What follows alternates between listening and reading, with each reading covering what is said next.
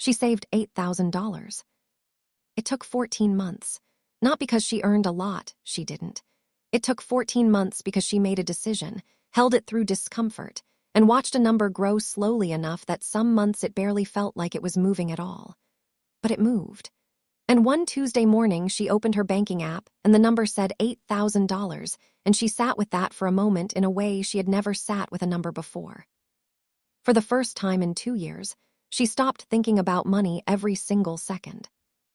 This is the part nobody talks about, that specific relief.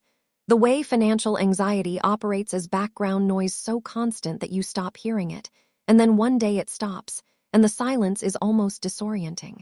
She slept better. She made decisions at restaurants without calculating. She stopped the mental math that had been running continuously since her mid-20s.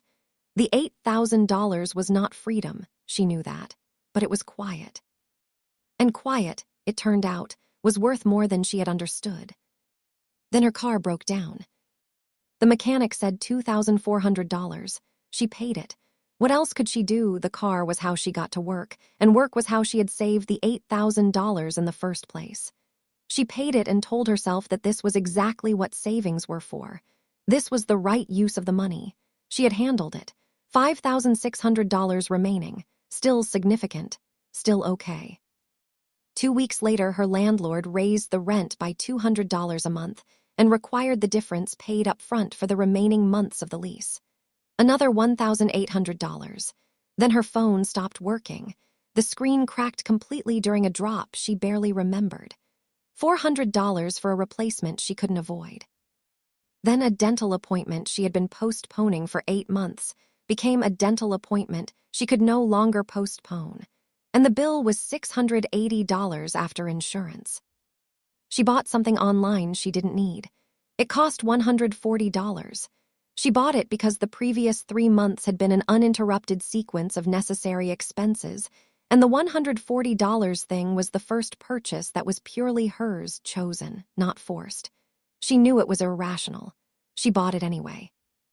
4 months after saving $8,000, her account showed $340. And then something happened in her brain that nobody had warned her about. It wasn't grief, exactly. It wasn't anger. It was something more specific and more damaging, a quiet, deep conviction that saving was pointless. Not a thought she chose.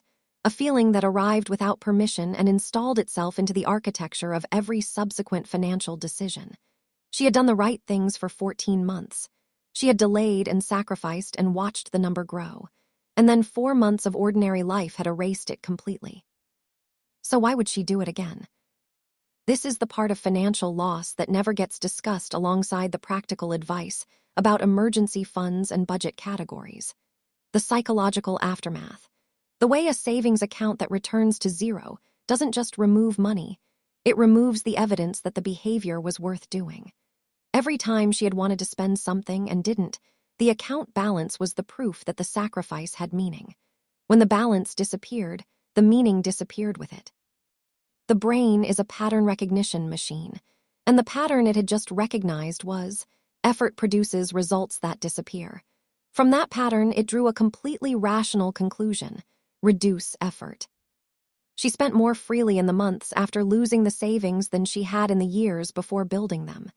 Not dramatically, she wasn't reckless, but the automatic hesitation before purchases, the mental calculation, the small frictions she had built into her spending, they quietly dissolved.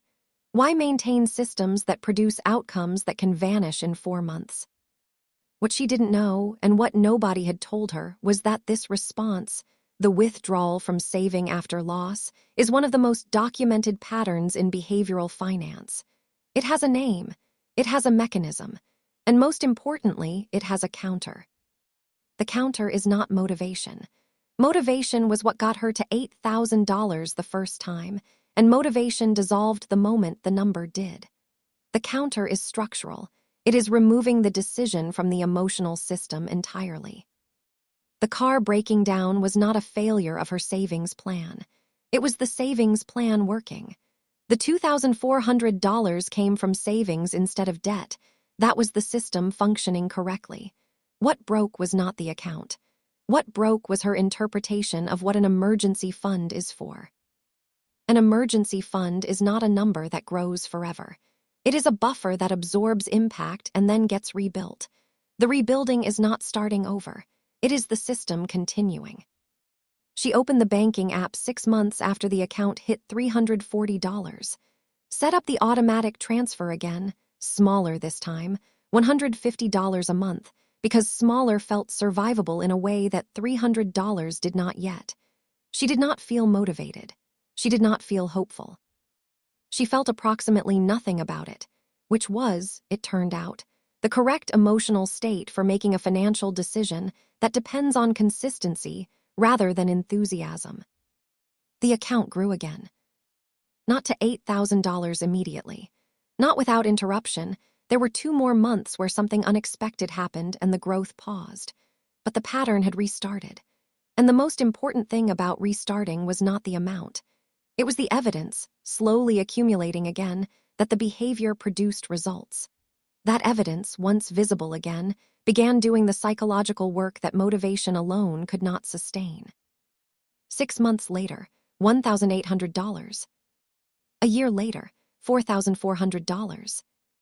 She didn't celebrate the return to $8,000 the way she had celebrated reaching it the first time. She understood it differently now. The number was not the point. The system was the point. The number was just what the system looked like on a Tuesday morning when she opened the app.